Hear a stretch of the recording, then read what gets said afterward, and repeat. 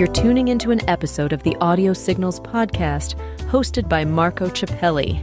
In this new season, Audio Signals is repositioning its antennas, focusing not just on the stories, but on the storytellers. In our modern hybrid analog-digital society, the art of storytelling has never been more vital or displayed such a diverse array of forms. Recognizing this, our conversations will spotlight the narrators, providing a unique exploration into the minds behind the narratives. From authors to podcasters, visual artists to songwriters and everything in between, we will engage with all who contribute to this extraordinary form of art.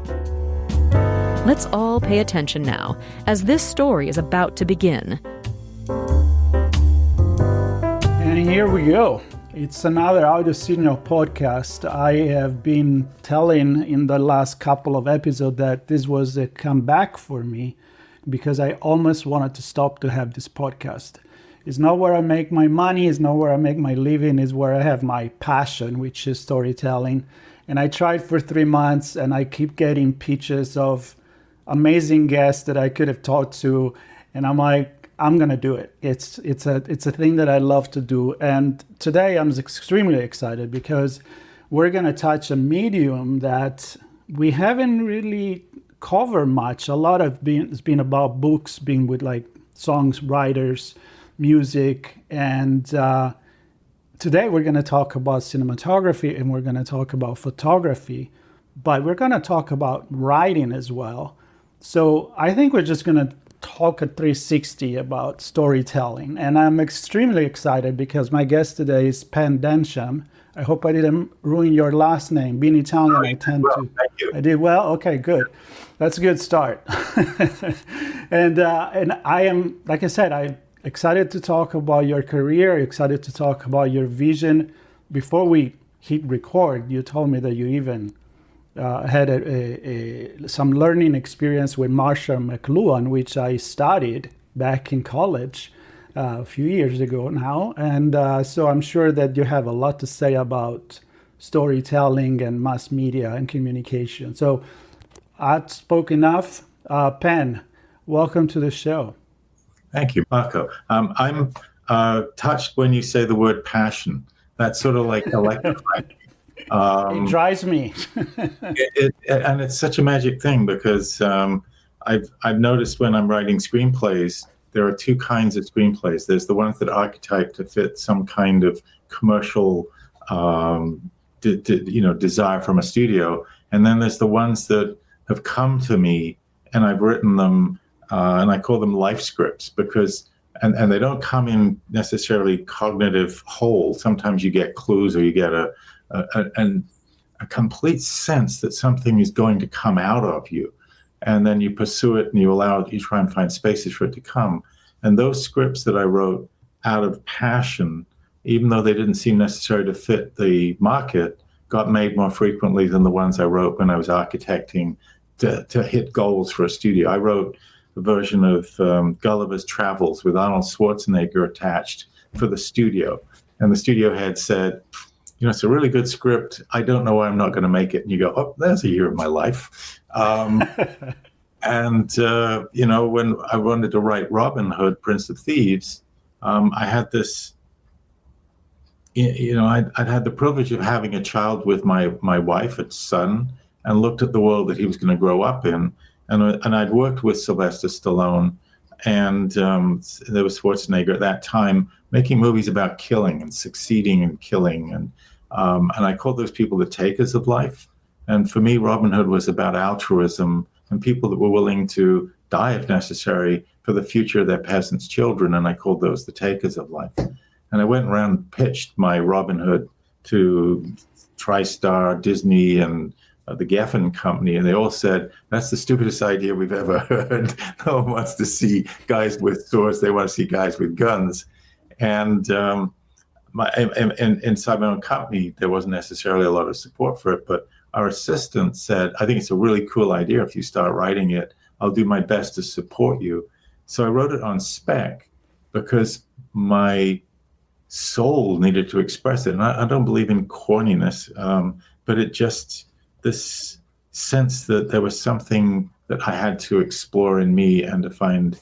And the end result was a script with my partner John's help that became one of the biggest grossing movies of the year, and totally unexpected, because I thought I was writing a Pyrrhic victory. I thought I was just teaching myself not to fail at doing what my emotions needed me to do.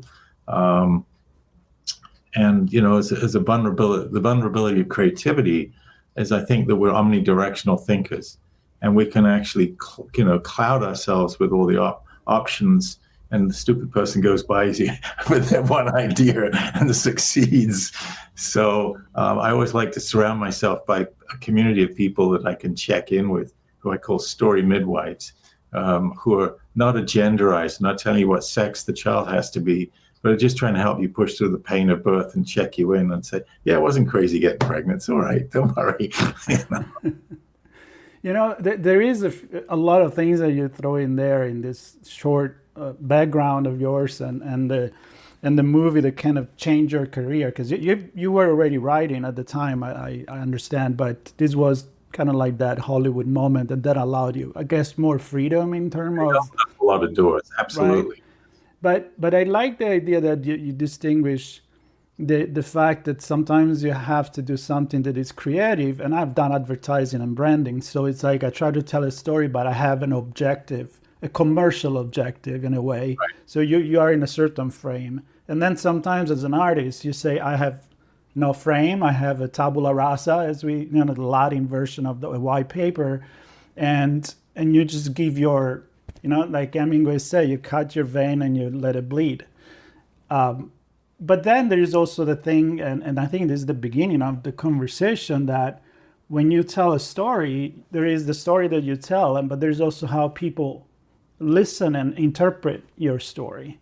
And I don't know, maybe something happened in the Robin Hood movie that you didn't expect it, but I guess the public saw something that was magical.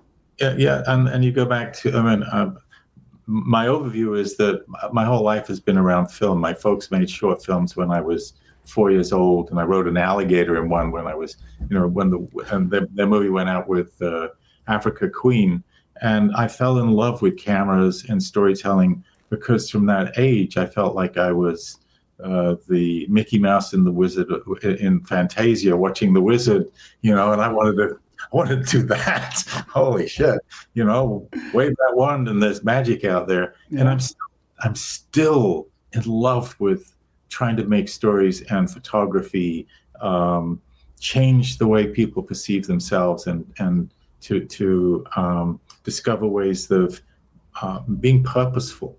And so working with Marshall McLuhan, because he was an open thinker, he would talk about, why is an audience watching a movie in a trance state? Go look at the people around you, he'd say, and you'll see they're moving their lips with the characters' speeches on the screen, expressions mimicking.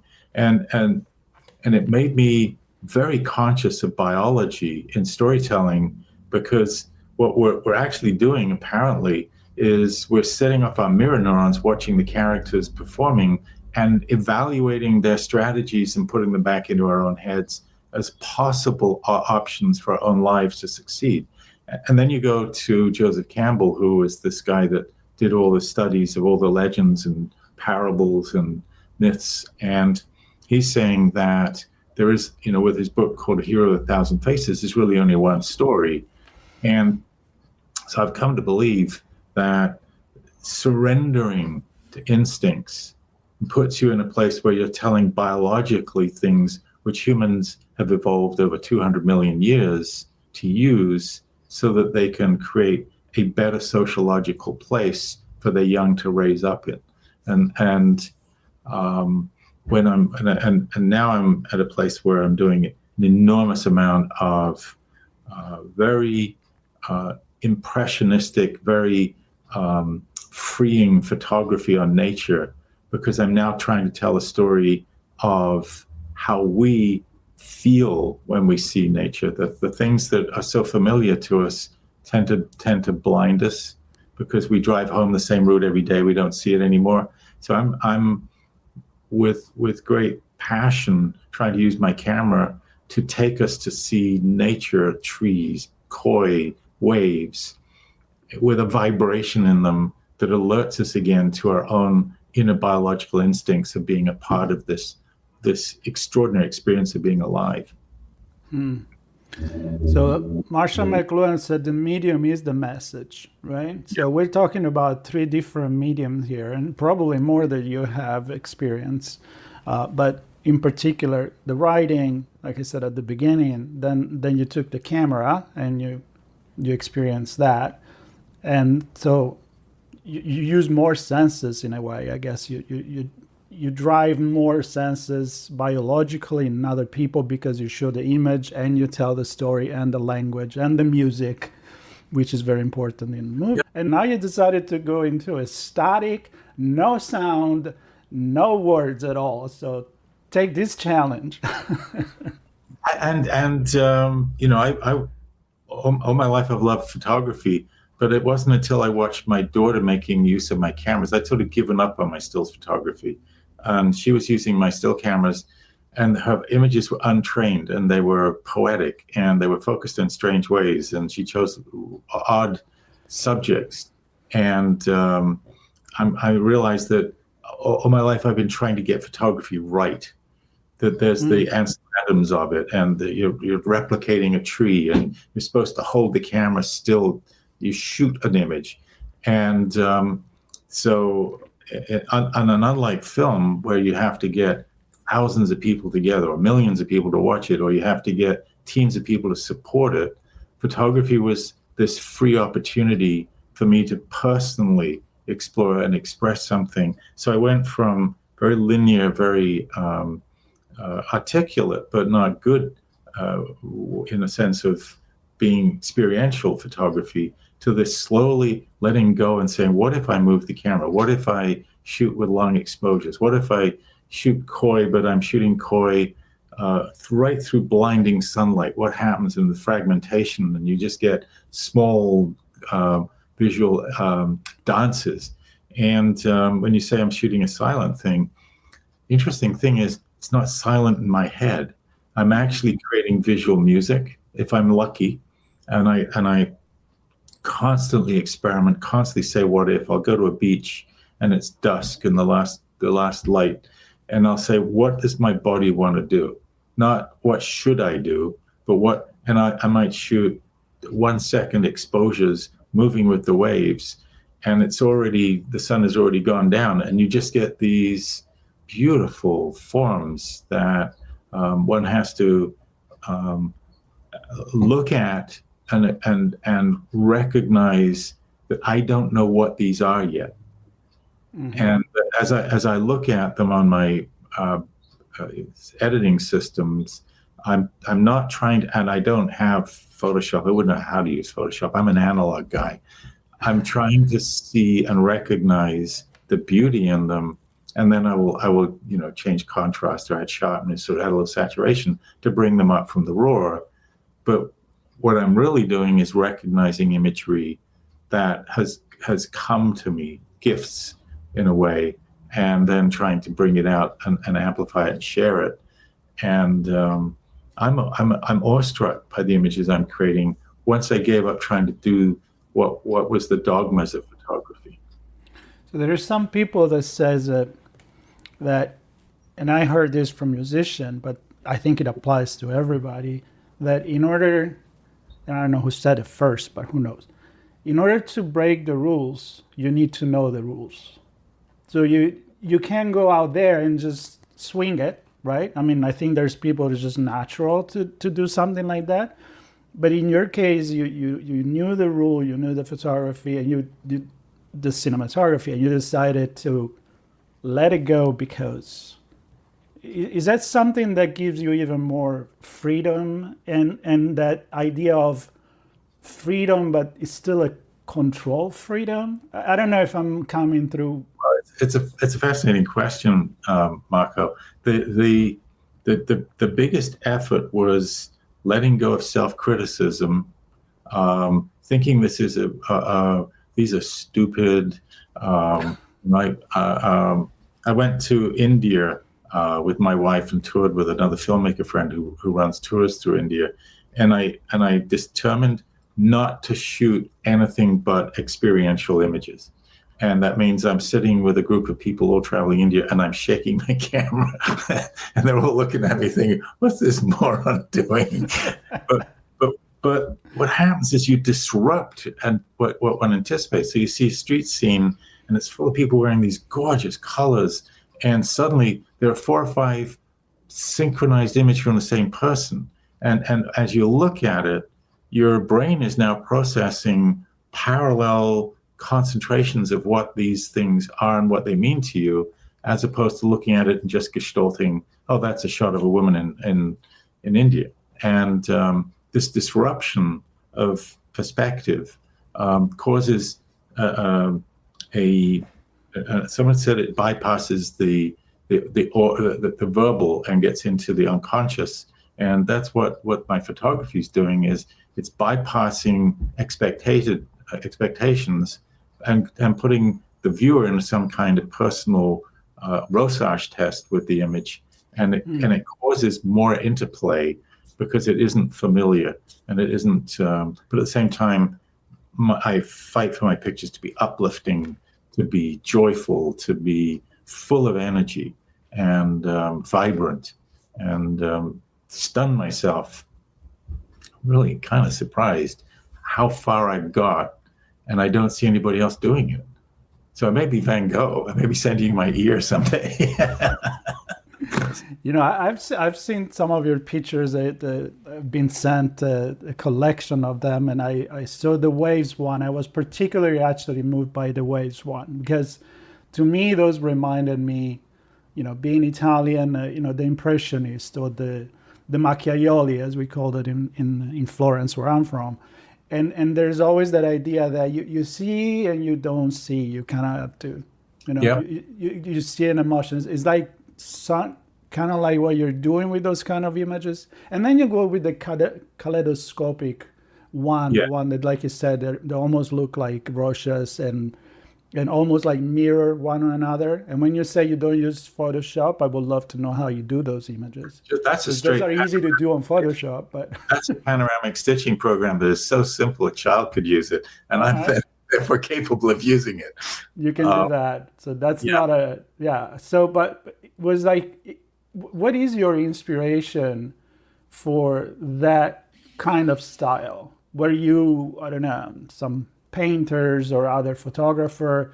I'm not saying what you do is not unique, but we all get inspired by something. Well, I'm inspired by Pollock and Monet and Turner. I'm not an expert on art, but you know, when you look at a Monet, it's humbling because I snap a picture, you know, and this guy spends hours putting over these wonderful fabrics of vision using light, and so I have a tremendous respect. But at the same time, in my world, photography is considered art. So you know, I'm not wrong to celebrate the things that I'm finding. But that goes back to this thing of just yearning to cast spells. And even when I was very young, I was walking around with a camera all my life. I sold my first article to a London, to actually a national photography magazine, which was reflections of myself in various surfaces, distorted or and I wrote an article called "Go Shoot Yourself" at 16 and got published. And I was never satisfied with a plain, ordinary image. I wanted, like Philippe Hausman. I photographed all my friends at school jumping in the air and sold the local newspaper pictures of all of us jumping in the air. And it was called Spring in the Air. It was on the first day of spring, and never settling on just being a reporter of images, but trying to make them larger and more fascinating. And as I said, I got banal after a while in my photography. I just didn't. But I was finding I was lucky enough to move to Canada, and I quit school at 15 because I was feeling being processed, and went to Canada at 19 thinking I was a washed up failure, but found a country that was willing to invest in people my age and give us grants to go make movies. And it was staggering. And I put together a group of friends, and we had this hippie commune that that I founded and worked with a guy called John Watson. And at 22, we started our own film company. And at that point, there was actually markets for 16 mil movies, and the Canadian government television would actually give us money to go make short little films. And we were given this incredible freedom. We were broke. We had holes in our shoes. We would go and shoot something and freeze the footage till we could afford to process it. But we were able to experiment and make artistic movies. But it was show business. We had to sell them.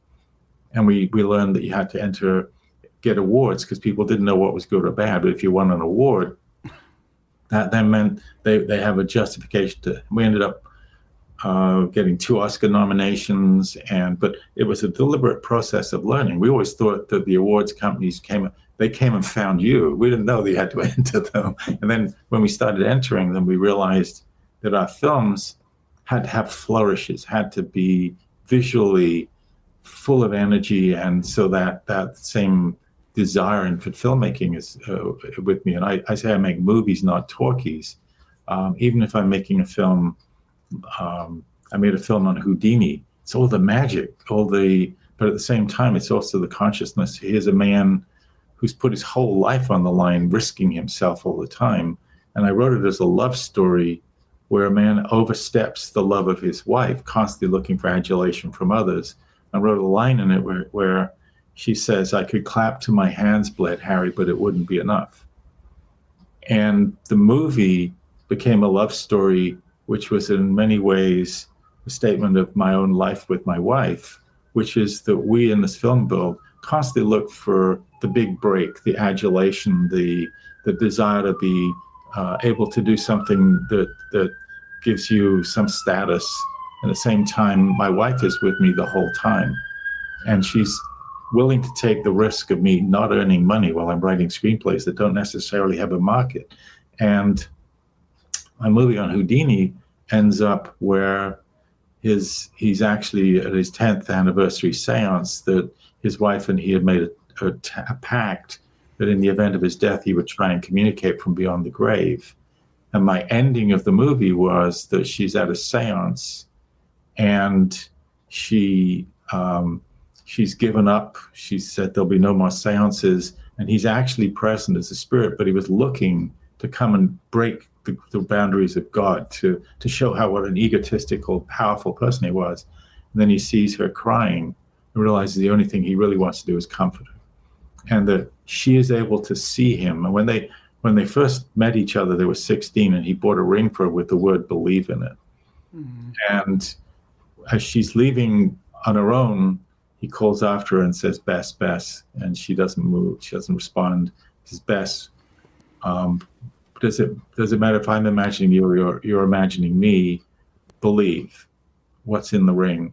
And she turns and sees him. And I had to write that story because it so empowered me with some kind of personal emotion. I cry at the end of this thing. And that's one of those examples of writing something that had no market. I just had to write the Houdini story. And I love magic because I think we're like Méliès. We're the magicians of our age. We're the shaman of our age. We're trying to interpret society in ways that people can learn and change based on the characters themselves, making their own choices. And what I also am always fascinated by is that this mouth mimicry. Children from the time they're born mimic the motions and the mouth movements of people around them, and it's so that we can process being in a society, so that we can actually have like a telepathy, and so we can fit into society. We carry this concept of society in us, and it breeds for morality, because a stable society is the only one we can actually raise our young in. And so over these, hundreds of or thousands of years and generations, we, in order to live in groups, had to find ways of exchange and win-win. And we have the outliers, we have the thieves and the bad guys, but we will then go and fix them. And we make movies TV shows called Law and Order, where the bad guy rips the fabric of society, and we send in the worker bees, and they catch them and stop it, and they sew up society again. And we repeat that story over and over again because it's vital to our survival. And I don't know where or why those things so fascinate me, but it does come from those original discussions with McLuhan, causing me to go and think, what is the purpose of stories? What is and I think stories are healing. Yeah. And there's definitely a lot of Campbell in there as well, kind of like when we repeat in every fairy tale and then and the moral of the story. And we have used stories to educate children, as you said, for the longest time. But we also, I think, is also a way to reflect on ourselves. I actually write kids' story with my mom. She started when she was 70, so kind of like it's an experiment. And the thing is, you try to be original, but you also try always to give a lesson or a moral of the story of what it should be, because they are, as you say, we are kind of pre-wired for that, like the oral storytelling, then in the writing, then the visual. Well, your point earlier was, we're designed to turn everything into stories. Yeah. Weather is a story. Gossip is a story. I was talking with a student the other day who's working as a journalist student, and it occurred to me what really journalism is: telling stories to the community so that people can adjust their behaviors and make choices. And that magic of it is that it's all contributing to ourselves. And there's this theory, which is, Joseph Campbell says we constantly need to reinvent our myths to fit the times that we're in. Exactly. And some of our myths have become ossified, because I think when people started writing down the Bible stopped changing. And so we're now locked into telling moral stories, which are vital, but some of them now don't necessarily have the same logic system of being present in our own zeitgeist. And so that's where I think movies and novels and even these podcasts that you're doing, this is story. This is speaking to the community, and maybe giving influences that can, heal others or give other people a sense of encouragement and direction. And encouragement is also very powerful to me. Kindness is powerful to me. Yeah. And also you said that you like to inspire through your work other people in taking chances. Obviously your life is a lot of taking chances until you find the right, but then you didn't stop. You could have I got the cookie cutter for success, like a lot of people do, and other they like to push the limit, inspired by their passion for things. It's like it's never perfect enough. Leonardo da Vinci never really finished the Mona Lisa. Well, for him, it was never done. That's actually a strange thing, Marco, because I'm in Hollywood, even after my company and my partner, we had a company for 10 years in Canada, because Norman Jewison reached out and saw a film that I'd made and said, I would like to mentor you into Hollywood. And one of the things I try and do now is give back, because I was given that opportunity. Plus, I lost my mother when I was 8. My brother and my sister went into a really difficult time. My father was not particularly supportive. We had a stepmother who was alcoholic and took drugs, the medical drug speed that was called Dronamil back then. Our home was fucking awful. Excuse me. I'm not allowed to. You are allowed. I was even put in orphanages while she tried to get rid of us. And I was accused of being a big ego, and that the desire to take photographs or to be special was tried to be drummed out of me. And it just gave me a strong sense of wanting to support others because of the vulnerabilities of creative people. And so I love being able to try and prove that I'm not that special, that I make a lot of mistakes. I have wonderful scripts that never got made.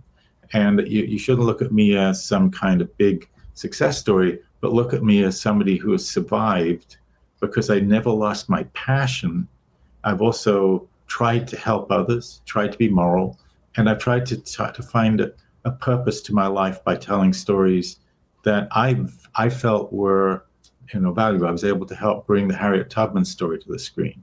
I think she's extraordinary and such an example of an underdog who can change the world. And we did a story about a Medal of Honor winner who died trying to save men in Vietnam, and he saved like 30 or 40 people. He was a paramedic and demanded to be loaded in a group of soldiers that were surrounded. And again, those altruistic stories, I think, are profoundly valuable and worthy of putting, my life energy into. And I stopped writing for the studios. I was so tired of writing things that I thought were special and had my heart in them. And then the studio system, with the best will in the world, is like the Pentagon. It wants to fight the last war. And they would look and say, well, that's too novel. We can't do that. Or, I had scripts that I actually got financed, but they wouldn't let me direct them. And so I started just writing for myself, and probably could have stayed at a much higher income level, but it was heartless, learning how to write on the possibility of getting things made. And the photography is the freedom. No studios, no budgets, no rewrites. It costs me nothing to go explore as deeply as I want. And if I'm lucky, maybe other people will see something in there that touches them and ignites some kind of emotions. And maybe I'll find places where these can be shared and people will enjoy them. But it's been the most amazing personal journey, and one of, as I said before, immense self-criticism, letting go of all those rules, those which you absorb unconsciously. This is the right way to do a podcast. Who knows what the right way to do, but you got to do these steps. Well, and what happens if you don't do those steps? And my God, you can't do that because people think you're nuts or it's not going to work. And so 17 years ago, when my daughter and I had that I have been on this journey of letting go and constantly fighting to stop the criticism and the self-analysis of that's not right, this isn't good, this is not photography, this is, as I'm letting go and discovering these images that I never dreamed I could make. I'm making images that blow my mind. I love that. It's very hard as an artist. You need to make a living, obviously, unless, there are many artists that in history that died poor. Yeah, I think it's no mistake that people that are doing new things don't necessarily have markets. Right. And then maybe they become really famous after they're dead. Van Gogh could be an example. Others know how to monetize much better, like a Picasso, for example. But there is that balance where it doesn't sound like you're, I'm going to use a hard word, but prostituting yourself, your art, right, for the money. You do it for love, but love may not pay your bills. So I think a lot of people are either taking the shortcut and sacrificing the art of it. But do you think there is a balance between the two? Going back to trying to mentor people, one of the things I observed was that the education system of the best school in the world is not teaching you how to sell yourself. And that if you have something novel and different, if you've been able to imagine something and then create it out of thin air and pure kind of like the magic of creativity, the system doesn't teach you how to sell it. And yet we as artists then become responsible for trying to, and I call it build a bridge backwards. It's that you can't criticize your buyer. What you have to do is find ways of helping them understand what you've created. And the vulnerability is that this system that we educate people under doesn't teach entrepreneurism. It doesn't teach confidence building. It doesn't teach how to describe your work in ways that your buyer will see them as personal values. And I wrote a book on screenplay writing, the book I wanted to have read when I was starting out, writing, because when we came to Hollywood, I was sure I was never going to be any good. There were all these professionals and real people writing screenplays, and I was this church mouse that, had managed to stumble in. My imposter syndrome was, I'd done this 20-minute short film, 25-minute short film that won all these awards, and it was an accident. No, I'm not supposed to really be here. And then we watched the studios hiring people to write stories for us, and realized, God, we wait 8 months for some guy to write a script, and it's awful. And our whole careers are on hold while they're doing that. Heck, I could have done better than that. So at least I'm not as bad as I thought I was. And what I wanted to do was then help other people, younger people, or people that are equally creative but don't have the tools, because I came up through the school of hard knocks. And if we didn't sell our movies, we had to go work for other people, and that was horrible. So the idea of helping others by giving them confidence to sell themselves, to see systems. We talked Kodak into putting on a course in Canada for filmmakers, because the Kodak rep would come around and embarrass us all the time trying to sell us more film stock. And we couldn't afford to buy more film stock because we didn't have any money to make any movies. Right. So I said to him, well, if you guys taught us how to sell movies, then maybe we could you could sell more film stock. And that was like learning to be a car salesman, or it was like, learning to be a carny or something. It was like, you're not supposed to know how to sell, because and what it did actually was open tools, define a need, eliminate the objections, which is look at your buyer with sincerity, try and find things that they need that you can help provide them with, or describe what you have in terms that they will value, but that's the same thing that you have, but it's explained to them in ways they see their own needs in it, and then help them through the process of eliminating the objections, which is take a sincere interest in finding what it is that's preventing them from making a choice that's positive, and see if you can solve those problems. And that's salesmanship. Yeah, and artists don't like to do their own sales, either because they don't know how, or because they feel like that's not what they're supposed to do. They're just supposed none of us want to do our own sales. So I want that magic agent to go out and sell me and boast about me, because I'm kind of shy, and I'm not certain I'm any good. I'm still not certain I'm any good. So having an agent and an authority figure sell for you is great, but then you're only able to sell the things he believes in, and that locks you into sometimes being sold on the least effective emotionally, because they understand something, and so then you come back to, now I have to sell my agent. If I don't sell my agent on getting him excited about the things I want to create, then I'm not going to actually get to be able to fulfill myself. And it sounds like a really complicated process, but as I say, I'm not smarter than anybody else. But like Einstein said, I stay at things longer. I've been doing this a long time, and doing it on self-initiated projects, and coming back again to finding values in it. I'm so proud. I personally was able to bring back The Twilight Zone and The Outer Limits to television. And we did 165 Outer Limits stories, and every one is a parable about human nature. Every one is a value story about human beings, so that you can contemplate your own life choices through these characterizations. And, science fiction or fairy tales, it's the same thing.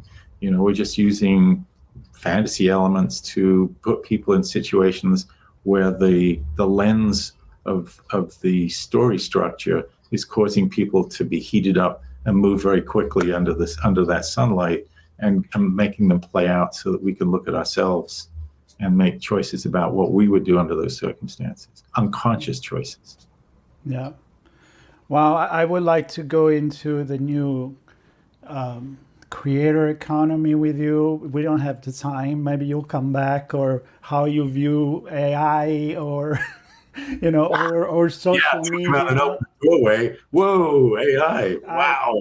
Talk about what McLuhan, would McLuhan think of AI would be the But I don't want to go there. But this is an open invitation. If you wish and come back, I would love to have an entire episode I'd on love to learn what storytelling. you're doing this all the time. You're at a nexus point of all these people and all these things that are going on. I'd love to know more about what your philosophy is about the future and where we're going and how humanity is going to evolve.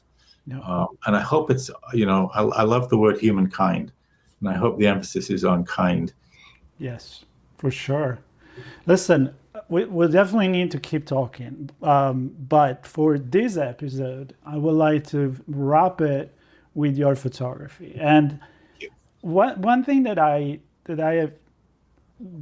got from all the things that you said is this new freedom that you found, new old medium, because you used it when you were a kid and then you went back to it, but with an entire experience of life, of creativity, of storytelling.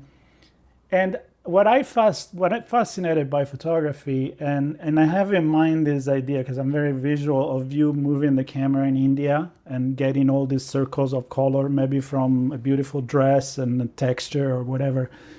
But you capture it in one shot. And I think that's the hard part of being a photographer. And at the same time, the easy part, because like you say, you don't need lighting, you don't need cameras and set people. You can just like get inspired in a moment and you make it happen. You can get lucky, or you can be very good at actually creating that lucky moment, because it's too easy to say, well, you got lucky. No, you actually shot the camera. Your feeling about this, just to wrap it up, Sure. of like carpe diem, I don't know, capture the moment, whatever you want to call it.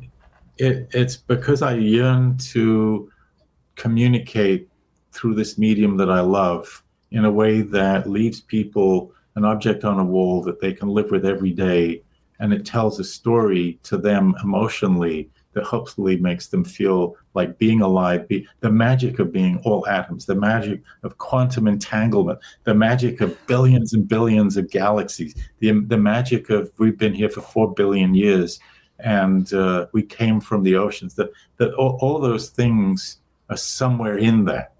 And if I can open up people to seeing themselves in a special way, and I would be so grateful if I managed to do that. And I think that's what art is. If I can be, and somebody said that my pictures are very full and energetic, and I think it's because I'm trying to make a movie in a single photo. That's tough. Imagine that, a movie in a single photo. It's like capturing an entire symphony in a single note. How you gonna do that? Yeah. But I love the intention. You need the ideal, right? So. But if you, I don't know about a single note, but it's certainly in a chorus. Yeah, chord. In a chord, right? Yeah, makes sense. There is a good visual there too, for sure. We didn't talk about music, but it kind of wrap everything together. Listen, Pen, I really enjoyed this story. So the story that you share with me, that you share with the audience, I feel lucky doing this because, like I said, I do it for my passion, but I learn a lot from this conversation. I bring it with me to the next conversation for the things that I do. So I'm very, very grateful for the time that I spent with people like you that are willing to share and inspire others as well. So thank you very much. Thank you for giving me an opportunity to explore. I'm still learning, and it's really helpful. I'm asking questions about what I do. I don't know quite what I do, but it makes me look at myself. We are all still learning. I think that make us humble and willing to keep discovering and changing. I think that's an important message right there. So for everybody listening, I hope you enjoyed the show, the episode. You're watching it on YouTube, that's great. If you're listening to the podcast, that's great as well. So be sure to subscribe. I'll bring more beautiful story here, and maybe I'll be able to bring Pen back, and we talk about other things like technology and art. That would be a pleasure. And I'd like to learn from you, as I said. All right. Well, we'll learn from each other. Thank you, everybody. Thank you, Pen. Till the next one. Take care. Thank you, Marco.